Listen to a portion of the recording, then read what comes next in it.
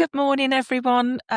Welcome to the Leadership and Culture First podcast, where we discuss the complexities of leadership and culture, but also offer solutions to aspiring new and experienced leaders.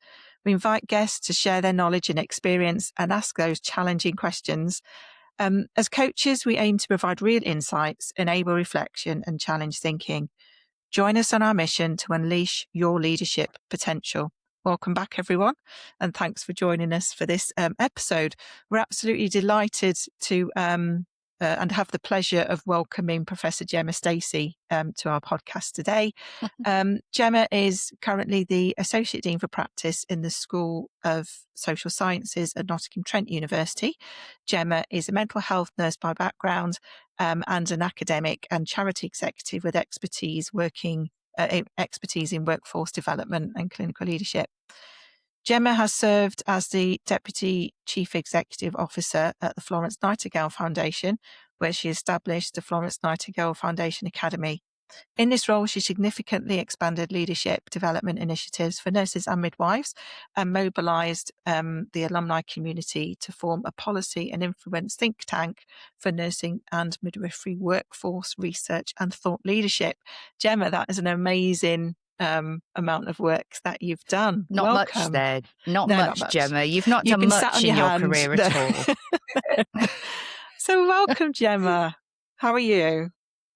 Thank you so much. Thank you. And thanks for that kind introduction. It's amazing to speak to you. And today's podcast is going to be all about you. So we're going to have a little bit of a chat about your journey through that, but ultimately what you're doing now. And as most of our listeners would like to know, how did you get to where you are, who you are, how you feel about that, and also what do you think they should do to be you when they grow up? Okay, right. Big question. Yeah, absolutely. So Gemma, would you like to introduce us how you feel about your start of your journey? Where did you start from? Yeah, absolutely. So, it's a strange one really to say that my journey probably started right from being around 10 years old. And that's when I had my first interaction with the system, I guess, and mental health nurses through family experiences of quite extreme mental health challenges over a number of years. And over that time, I really got a sense of all the professionals that I interacted with. So that was across social work, criminal justice systems, probation, mental health services, that the mental health nurses had the greatest potential to influence the outcomes for us as a family, both positively and negatively. So I encountered some phenomenal mental health nurses that really enabled us to navigate some real complexity and challenge as a family, but ultimately to stay together through some really difficult periods. And others where it felt very much we were, a problem, a set of risks that needed to be controlled. And it felt like we had very little power and influence, despite knowing what was best for us as a family.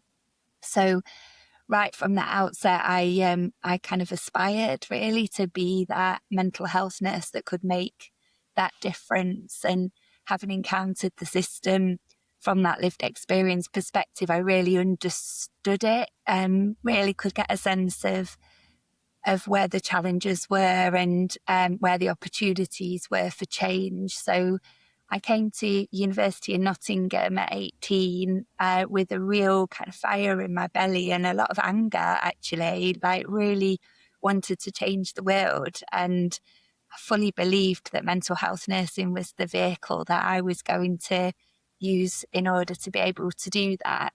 And when I think back, that kind of uncensored naivety but passion and motivation was incredibly powerful. And it was through my nurse education that I really understood how I could channel all of that lived experience in a really positive way and understand a lot of that emotion that I was bringing and the personal kind of experience that was perhaps influencing how I was seeing situations in practice and how I was supporting others through my developing mental health practice.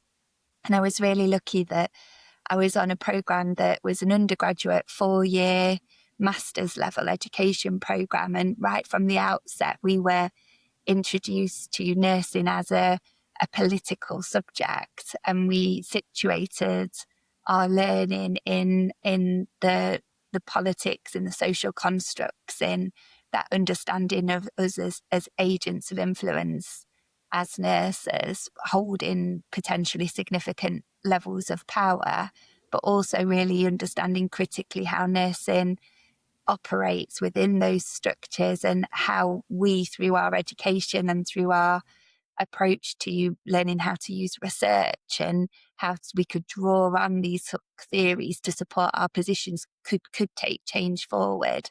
So I feel incredibly privileged and encountered some phenomenal lecturers and academics as part of my studies.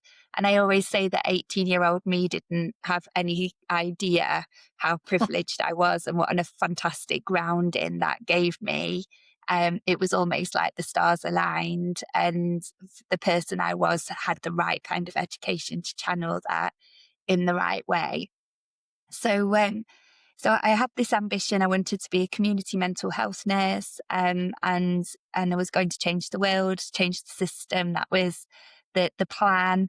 And I also recognised that, having done the 4-year undergraduate masters, I was a little bit of an odd fit within the nursing profession. So at the time, a degree wasn't even compulsory. The majority of the workforce were diploma trained. So I was a novice nurse with all this life experience and then quite an advanced level qualification.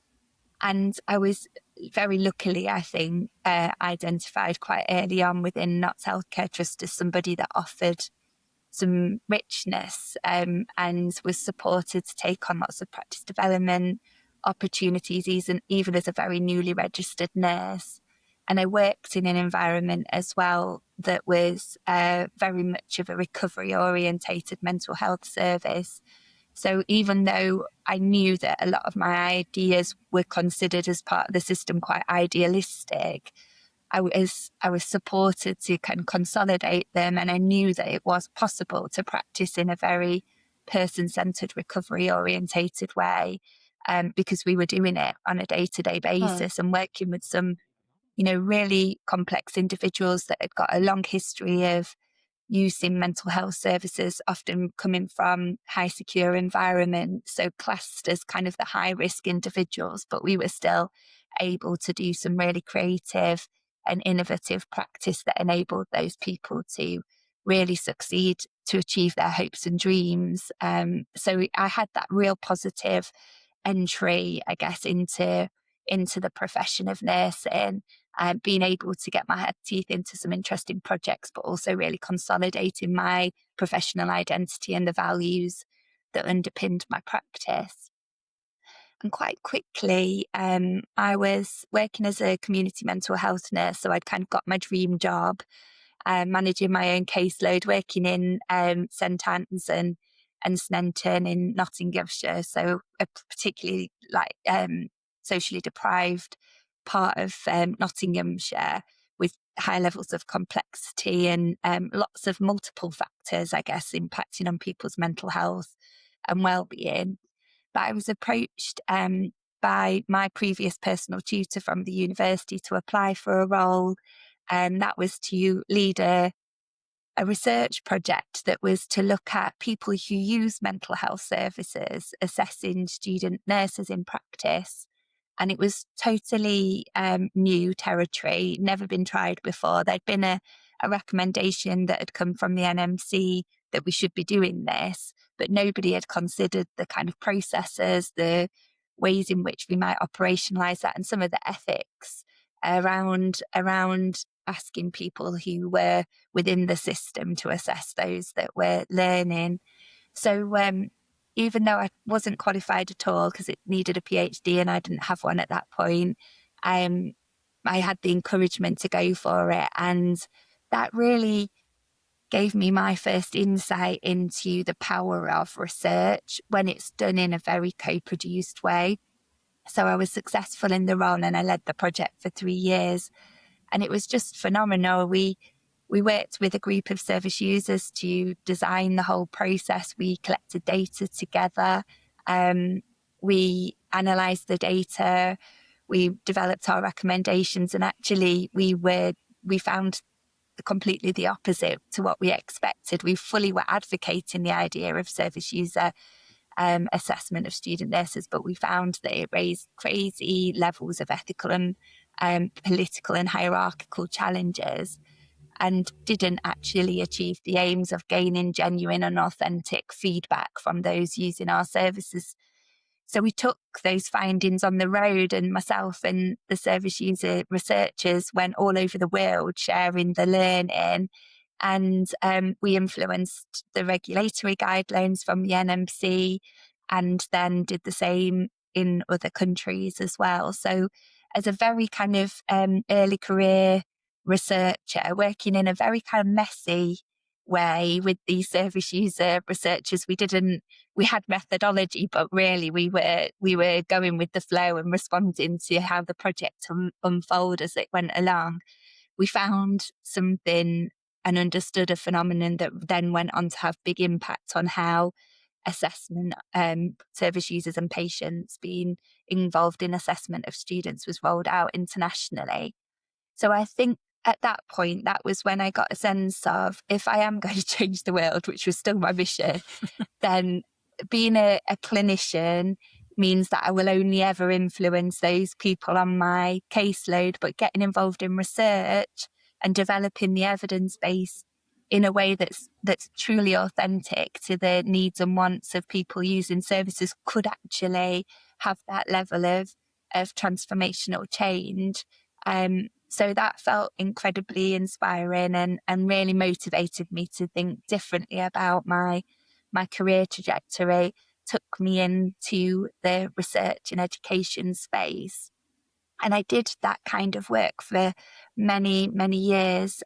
So over 16 years, I was working, educating large cohorts of students through pre-reg programs, and really valuing the opportunity to help them to think critically in the way that I had, introducing clinical supervision into the curriculum and really using very innovative ways of bringing the lived experience into the learning. So, and being able to publish that work and disseminate it and have an opportunity to spread the learning again internationally. And really thoroughly enjoyed that work and really felt the ripple effect of how my approach was influencing that generation of students that were qualifying into practice. And then I guess the next kind of significant moment in my career was having completed my PhD and really focused on that journey that students were experiencing in the transition from student to practice, and uncovering these repeated patterns of hostility and identity struggle, and really that sense of having to navigate moral injury and compromise of values and all of those things. I designed an intervention that's called resilience-based clinical supervision through some funding from the Burdett Trust for Nursing.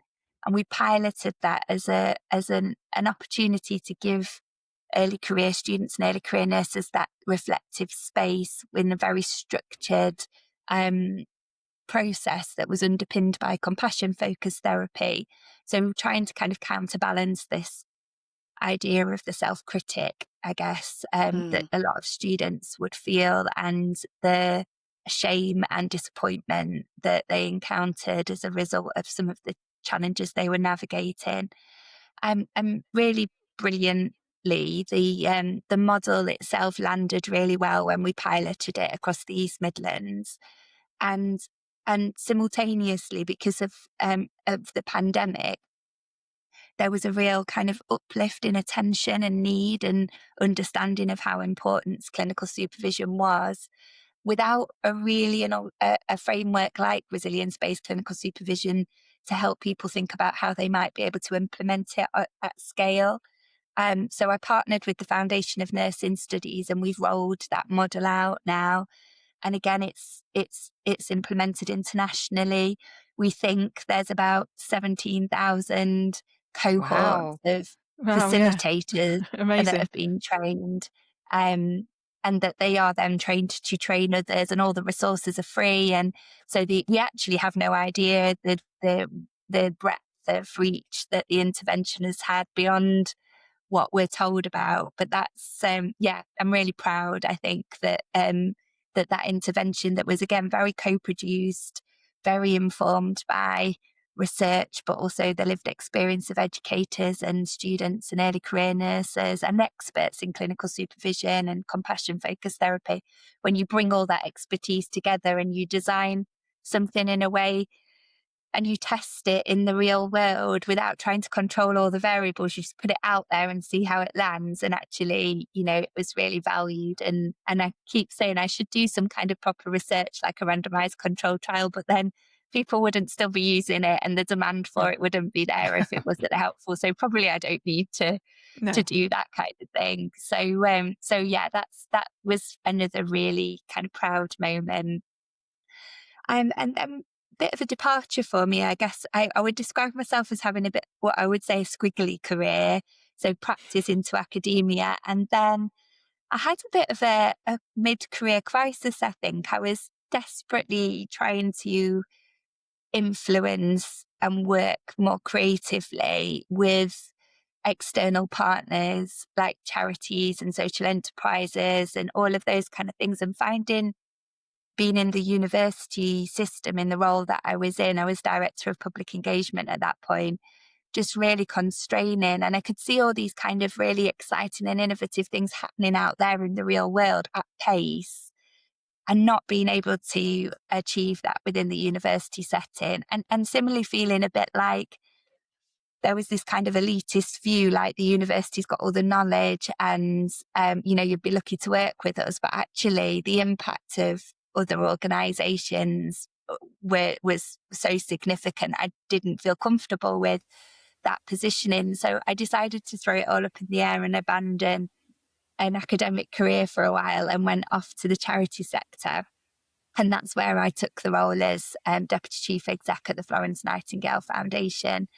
And as you said in the intro, that was to set up the academy there, which was a leadership development provision, all around developing the political acumen, the kind of voice and power of nurse leaders at all stages of the profession, but then supporting them to network and create communities which then join together to speak truth to power and have influence through our think tank.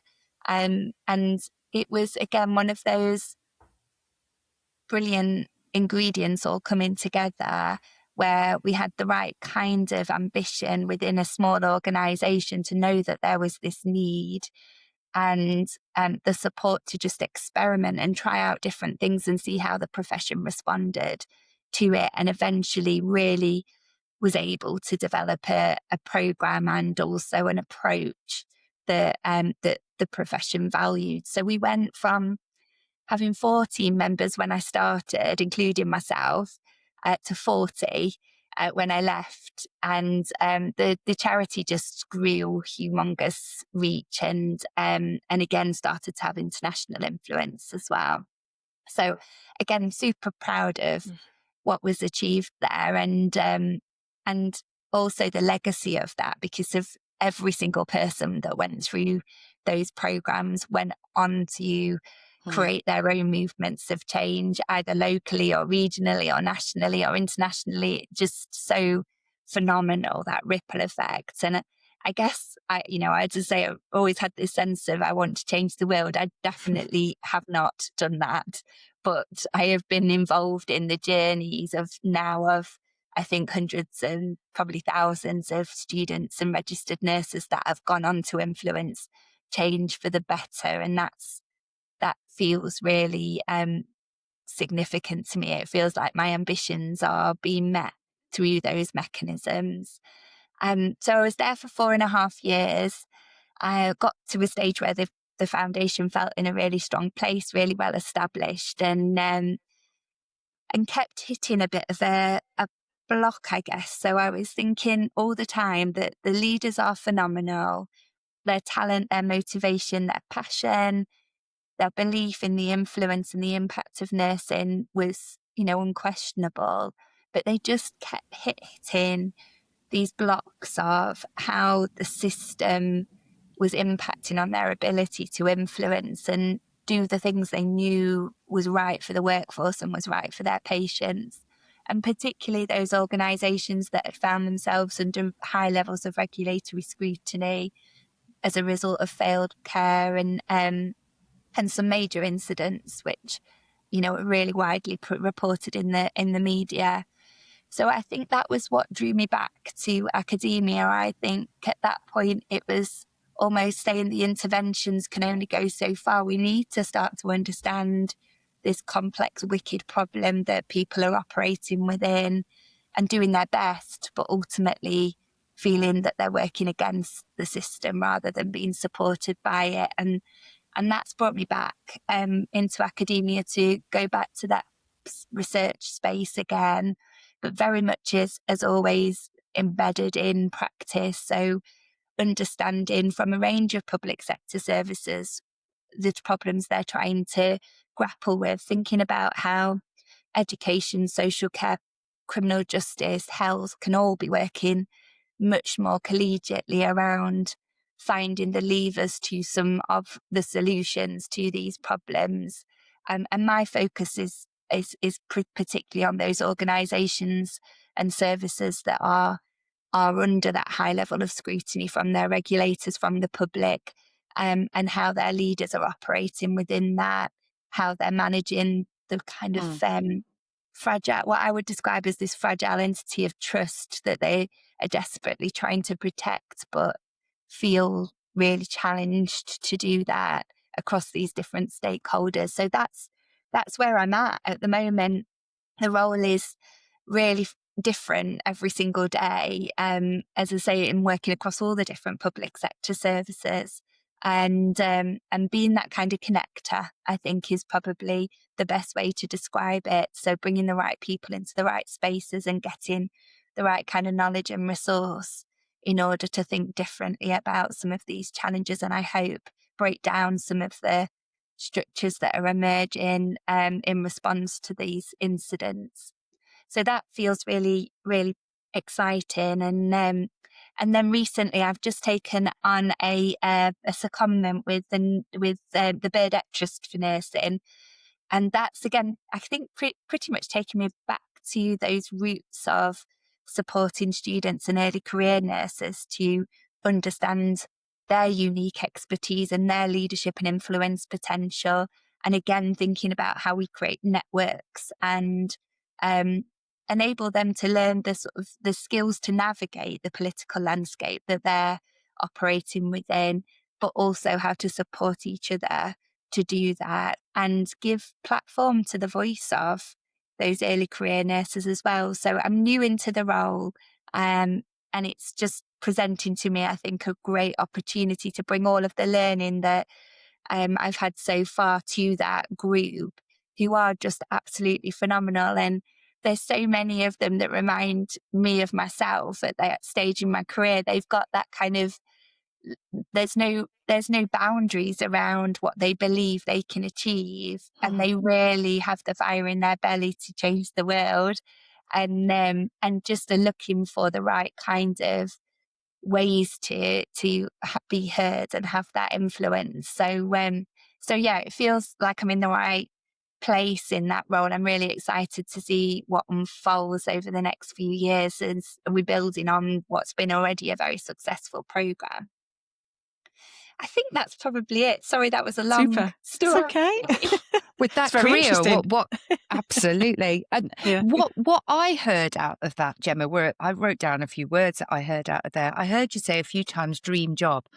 across the different jobs. And I also heard you say ripple, which is undoubtedly the influence that you have. But to me, what came across strong was the gossamer threads of those networks that you have taken from job to job, and how that's helped you to do what others did to you, which was open that influence. Yeah.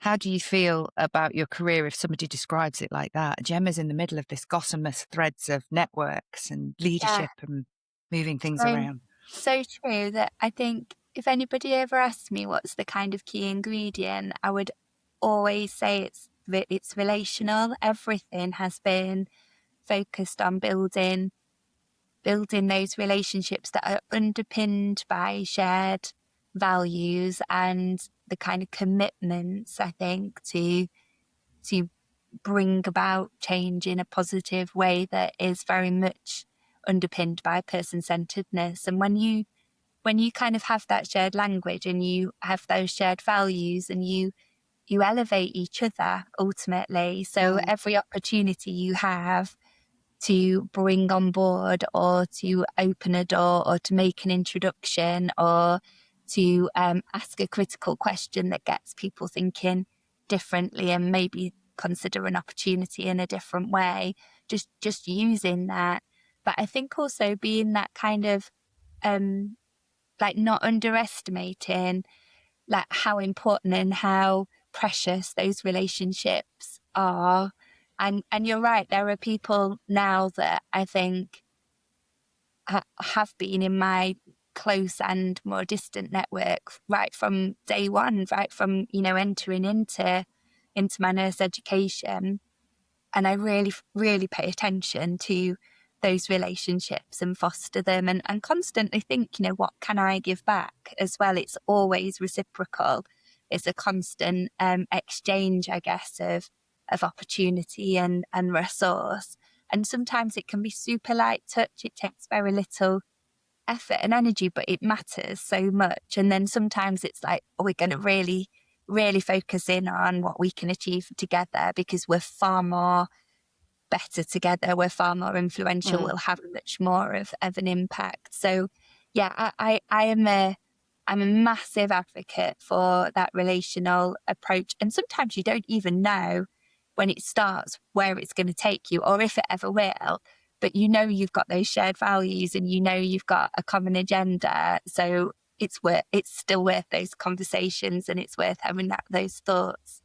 But I've been reflecting on the Nursing Now community. So there's 250,000 early career nurses in this global community across 150 countries, which is just phenomenal. And at the moment, they're very much a learning community. So they're developing together and they're sharing their knowledge and they're giving each other insights into each other's world, which is so valuable to them at this stage.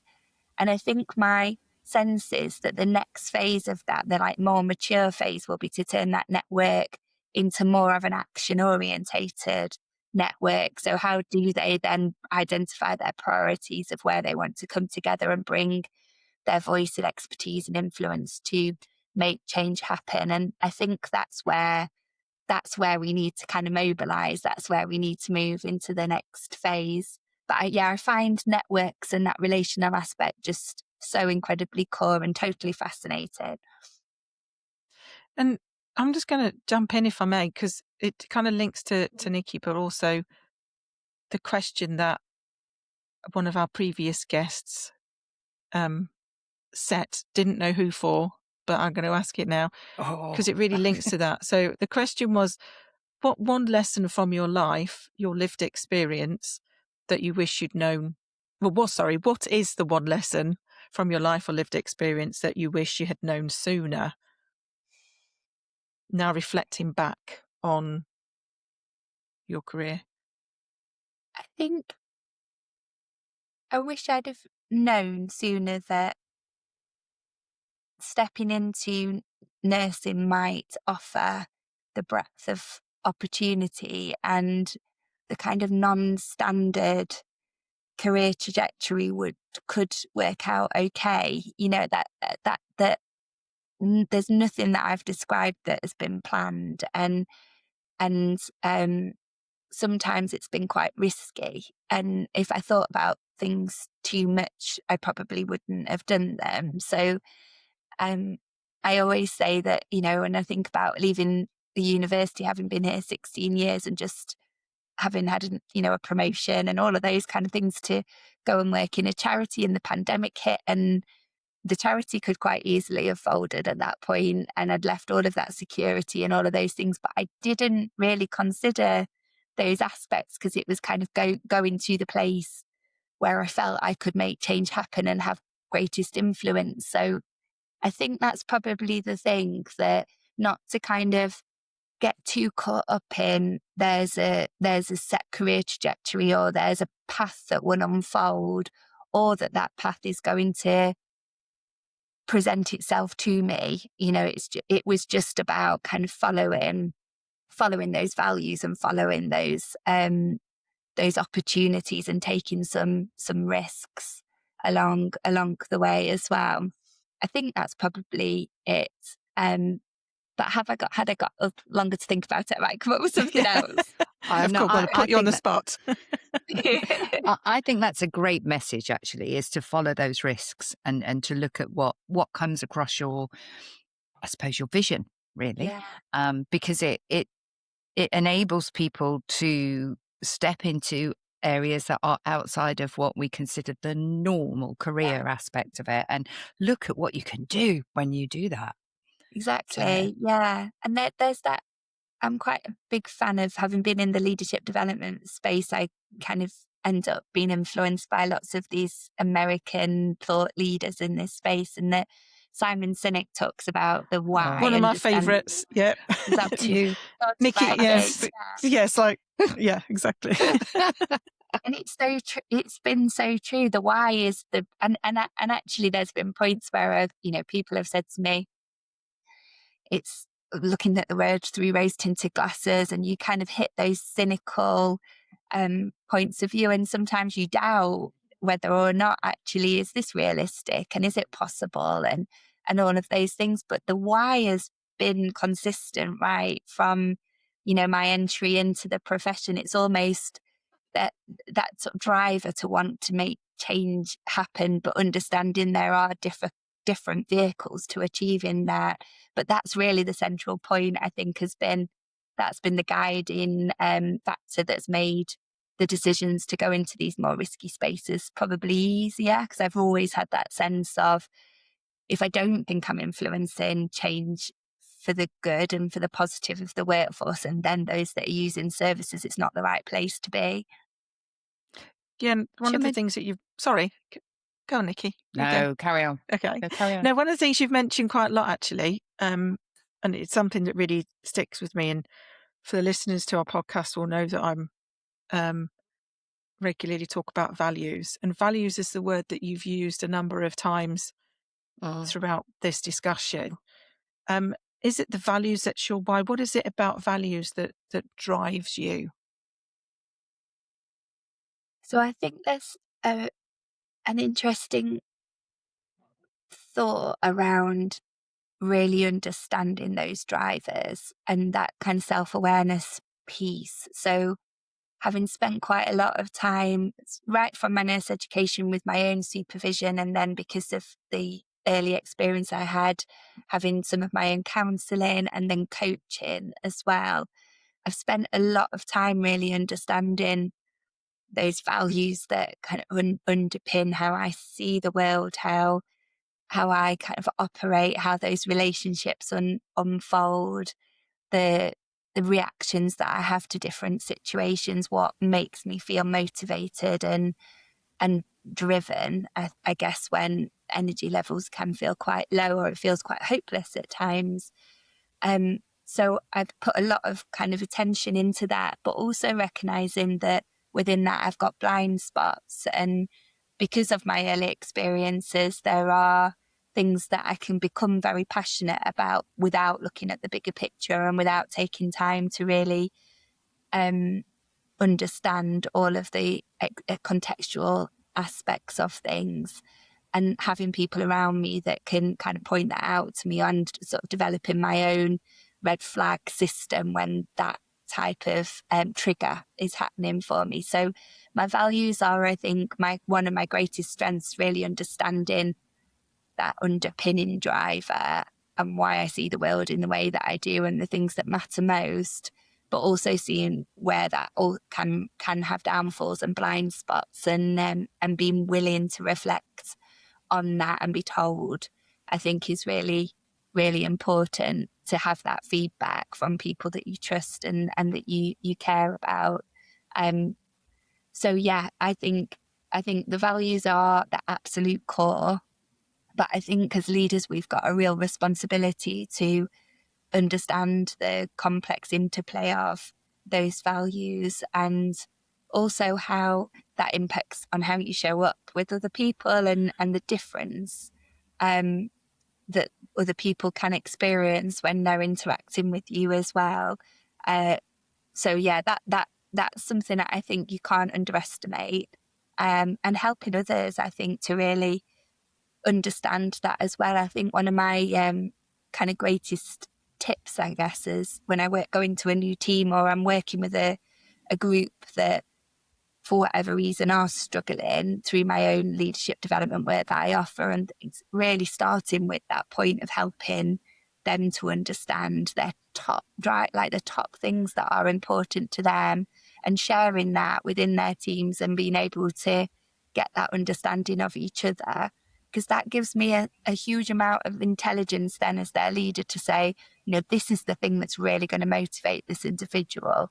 This is the thing that's going to de-energize them, and I will not get the best from them if I'm asking them to do something that is in conflict with their values, or I'm not giving them the full picture in order for them to understand why this is the way we've got to work at this particular point in time.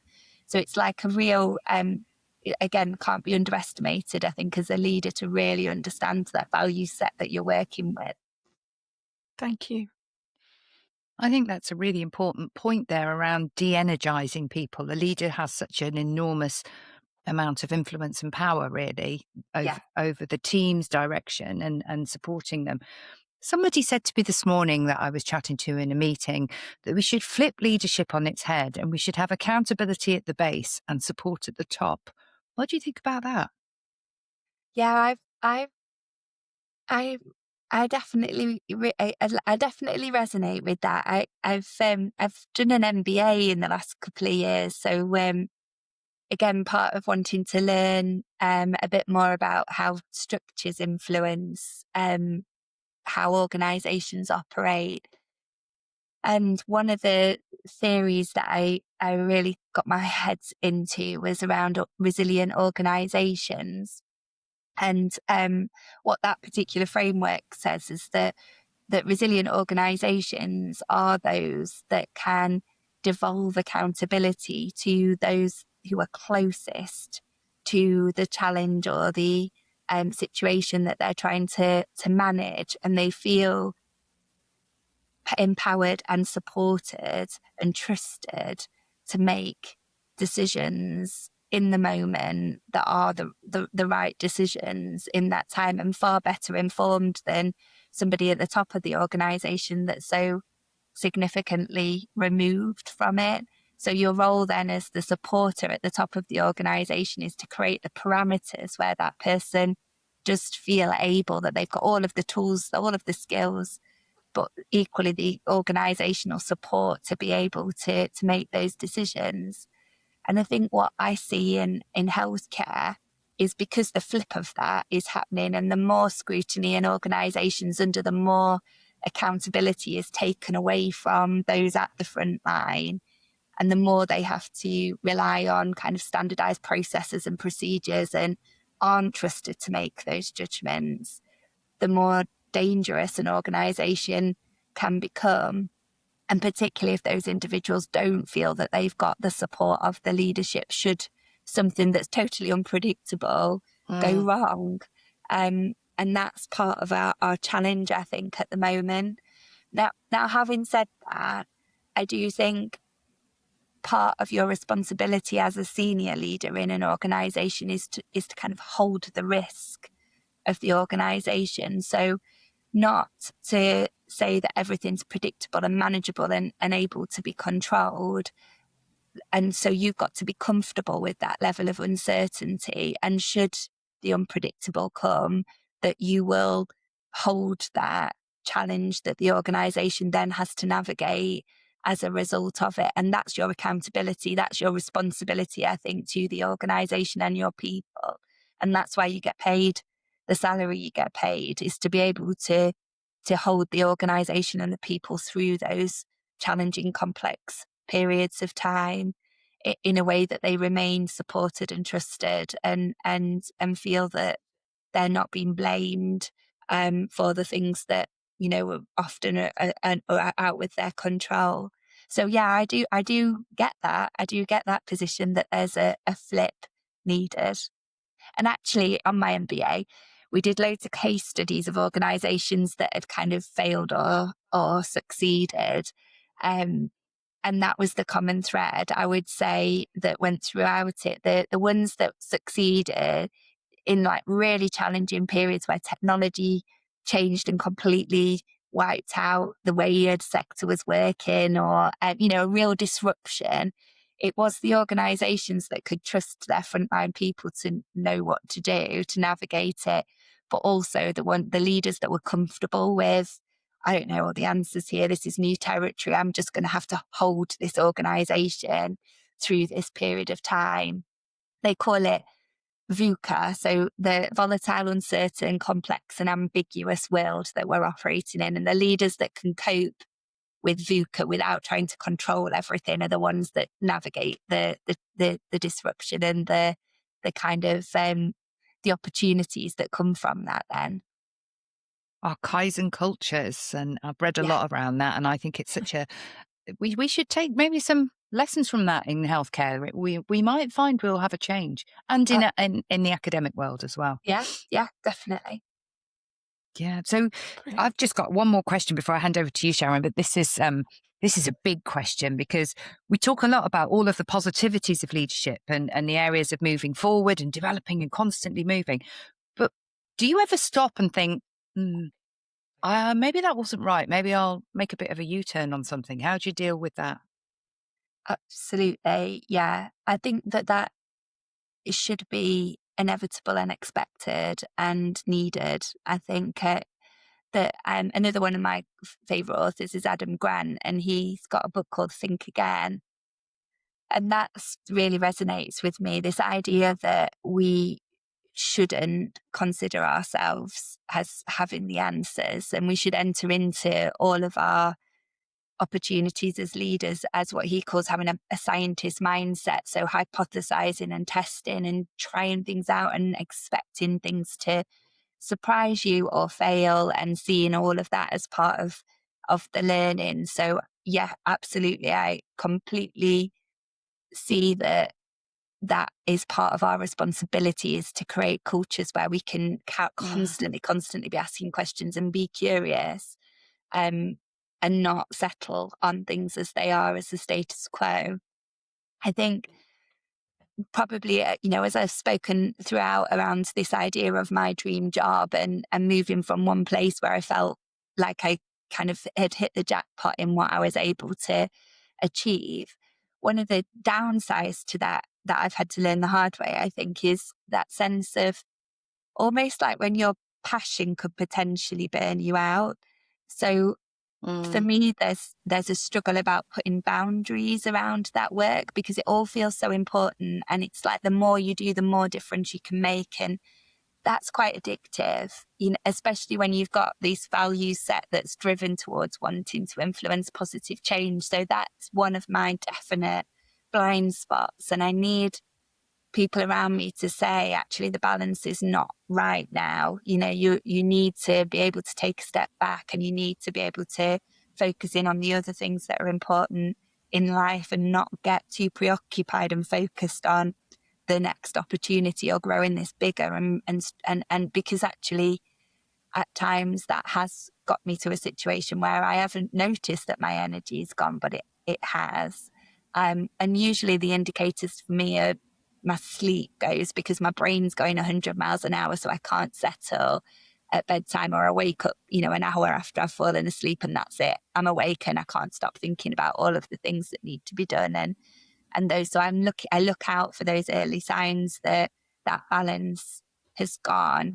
And similarly, I have to rely on my team, and I say openly to them that we can't do everything, but I will want to.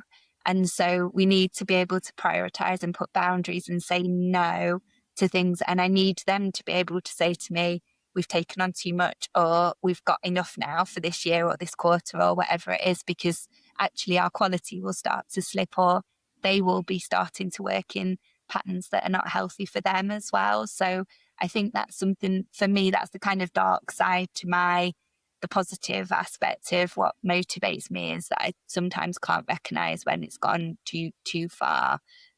So I think I've learned that the hard way, and I won't kind of allow it to happen again, because I'm looking out for those early signs, and I've given lots of permission to people around me to kind of point it out when they see it, including my family as well, because it affects them as well as those that I work with. That's really good advice. That's really good advice and really good reflections. Thank you. Sharon, I'm going to hand over to you. Yeah, I mean, I think this has been such a really rich conversation, and I could be here for another 3 hours listening to you and chatting to you, Gemma. But I'm just, thank you so much for your insights, your reflections, for being open and honest. I've got a little challenge to set for you now, for our next guest. Yes. Who I'm not going to tell you who it is. But what question would you like to ask the next guest? That's a really good question. Maybe you can help me frame this, Nichola and Sharon, because I'm not very good at succinct. You probably realise that already. Something about those blind spots, maybe the things for your next guest that they've recognised that they've needed to become aware of, and how they have, and how they kind of keep check on those things. So like the commitment to continuously learning and developing. Don't know how to put that into a question. We can definitely come up with a question from that. That's a really good one. I will leave that to Sharon, being just the same as you, Gemma. As anybody that's heard my podcast, I can just talk and talk and talk. That's why we work so well together, though, isn't it, Nichola? Yes. Super. Thank you. Just say again, thank you so much, Gemma. It's been an absolute pleasure spending time with you today. And wish you all the best, and continuing weaving your career. Thank you. No pressure, but keep it up. Oh, thank you. Keep all the exciting things that you're doing. It's really lovely. And I think for me, Gemma, your career has spanned such a wide area that most people couldn't even fit into a lifetime. So keep that value and keep that passion going. And we watch with great excitement the movement of Nursing Now under your direction, and how that will really enable and give power and influence to those new early career nurses that are coming through, and probably wider, knowing you, so that you will then have this huge army of people who will be able to continue the work that you have brought to nursing. So thank you. Pleasure. Oh, thank you so much. Okay, thanks, Gemma. Thank you very much. Thank you to all our listeners for listening in today. If you've enjoyed our podcast, please don't forget to like and subscribe, and we'll see you all next time. Bye-bye. See you. Bye.